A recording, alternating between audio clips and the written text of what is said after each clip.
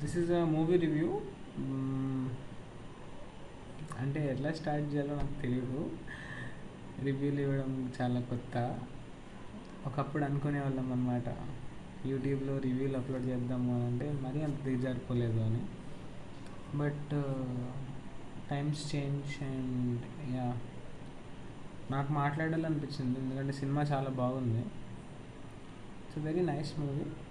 Nice as in the film is good, and the name of the film is Co-Pilot, released in the year 2021, directed by Anne Zora. And ఈ cinema ఏంటంటే, నేను ప్రస్తుతం ఆరోవిల్లో ఉన్నా, మిత్ర hostel నుంచి మాట్లాడుతున్నా.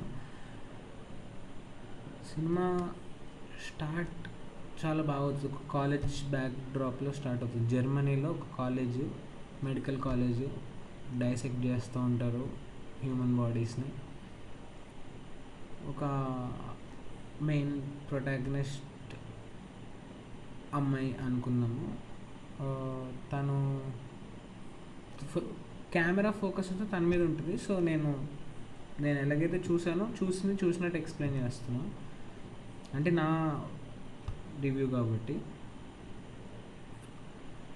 బాగుంటుంది భయ్య. అంటే లైక్ సినిమా స్టార్ట్ అవ్వడం ఒక పార్టీతో స్టార్ట్ అవుతుంది.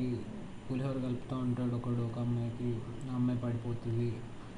అండ్ దెన్ లవ్ అట్లా స్టార్ట్ అవుతుంది. కాకపోతే ఆ అమ్మాయి వాళ్ళ ఫ్యామిలీ వాళ్ళు ఒప్పుకోరు వాడిని.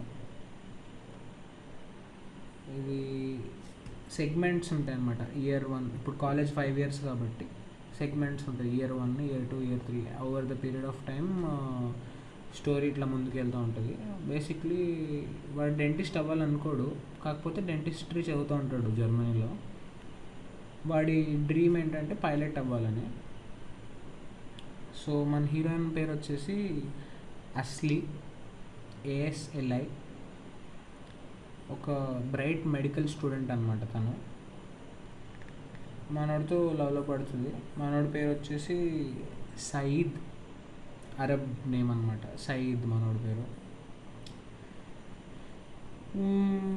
ఫ్యామిలీస్కి విరుద్ధంగా సీక్రెట్ మ్యారేజ్ చేసుకుంటారు వీళ్ళిద్దరూ జర్మనీలో. చేసుకొని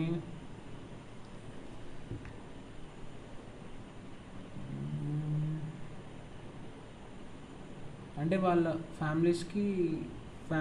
ఫ్యామిలీస్ ఇష్టానికి విరుద్ధంగా పెళ్లి చేసుకుంటారు. కానీ మధ్యలో మనోడు మాయమైపోతాడు అనమాట. ఒక 4 నెలలు, 4 months he will be vanished from her life. She'll be roaming around asking for him where they got married at that place, and those people will be like, we don't know where he went, ఎక్కడ వెళ్ళాడో తెలియదు, మాకేం తెలియదు, ఇక్కడ రాకను అది అని. అంటే she'll be very shattered emotionally. తర్వాత ఏమవుతుంది, వస్తాడు 4 నెలల తర్వాత వచ్చి తిట్టించుకుంటాడు గట్టి తిట్టించుకుంటాడు. ఆమె అలుగుతుంది. మళ్ళీ దాని తర్వాత వాడు చెప్తాడు అనమాట, ఇలా నాకు పైలట్ అవ్వాలని ఉండే కదా, చాలా తక్కువ ప్రైస్కి నాకు అమెరికాలో పైలట్ క్లాసులకి నాకు సెట్ అయింది, నేను వెళ్తాను అమెరికాకి, ఫ్లోరిడా అని అంటాడు. అని నాకు ఆలోచిస్తుంది, ఓకే ఇప్పుడు నేను చేయాలనుకున్నది చేయాలా, వీడికి అమెరికాలో తక్కువ కాబట్టి అక్కడికి వెళ్తున్నాడు కాబట్టి అక్కడికి వెళ్ళిపోవాలనే రెండు థాట్స్ మధ్యలో కొట్టుమిట్టాడుతూ ఉంటుంది అమ్మాయి. అప్పుడేమవుద్ది, వాడు వెళ్తాడు, యూఎస్కి వెళ్తాడు. వాళ్ళు టచ్లోనే ఉంటారు అనుకుంటా. మధ్యలో నేను ఫోన్ చూస్తుండే, మై బ్యాడ్. మొత్తానికి ఏంటంటే వాడి పైలట్ లైసెన్స్ వస్తుంది. మన హీరోయిన్ కూడా అమెరికా చేరుకుంటుంది. కాకపోతే వీళ్ళు coming from this different communities, falling in love, మ్యారింగ్ secretly in Germany, and this guy going to USA to pursue his passion of flying the flights, being a pilot. వాళ్ళ love story starting, అదే cinema స్టార్టింగ్లో వాళ్ళ love మెల్లమెల్లగా develop అవుతున్న తరుణంలో వాడు ఆమెని co pilot అంటాడు అనమాట. సో బేసిక్లీ అందుకే దాన్ని టైటిల్ కింద తీసుకున్నారని అర్థమవుతుంది అక్కడ. అండ్ దెన్ ఇదంతా 1990s జరుగుద్ది. 1990s బ్యాక్ డ్రాప్ అనమాట. తర్వాత ఏమవుతుందంటే ఈమె వెళ్తుంది, పెట్టబెడ సర్దుకొని ఈమె కూడా వెళ్తుంది అనమాట యూఎస్ఏ. వాడు అక్కడ ఒక మస్టాంగ్ కార్లో వస్తాడు, ఫ్రేమ్స్ క్రేజీ ఉంటాయి. వాళ్ళు ఫ్రీడమ్ అనమాట. ఇంకా లైక్ ఒక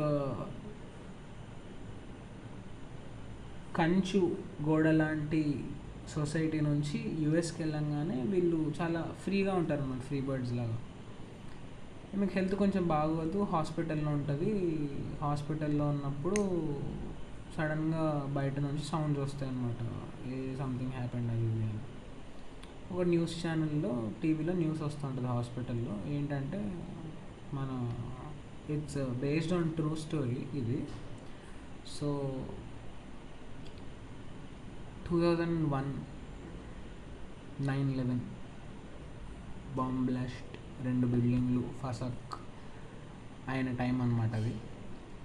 ఈమెకి ఇంకా అంటే ఫిలిం ఎట్లా వెళ్తుందంటే ఈమె హార్ట్ బీట్ పెరగడము, ఆ బ్యాక్గ్రౌండ్ స్కోరు చూసే ఆడియన్స్ హార్ట్ బీట్ కూడా అలానే పెరుగుతూ ఉంటుంది. It is a wonderfully portrayed character with good frames and background music. So ఏం తెలుస్తుంది అంటే మనోడు one of the person who flu the flight to demolish one of the twin towers in New York, అది లాస్ట్కి తెలుస్తుంది అనమాట. అదంటే లైక్ స్పాయిలర్ అలర్ట్ అని చెప్పి క్యాప్షన్లో పెడతా. సో ఇదన్నమాట సినిమా, నాకు నచ్చింది. కన్సిస్టెన్సీ ఈజ్ కీ అని అంటారు జనాలు. కన్సిస్టెంట్గా ఏ పని చేయడం రాని వాళ్ళని ఏమంటారో మరి నాకు తెలియదు, ప్రణవ్ అంటారేమో. ఓకే, ఇది మన మూవీ రివ్యూ. బాయ్.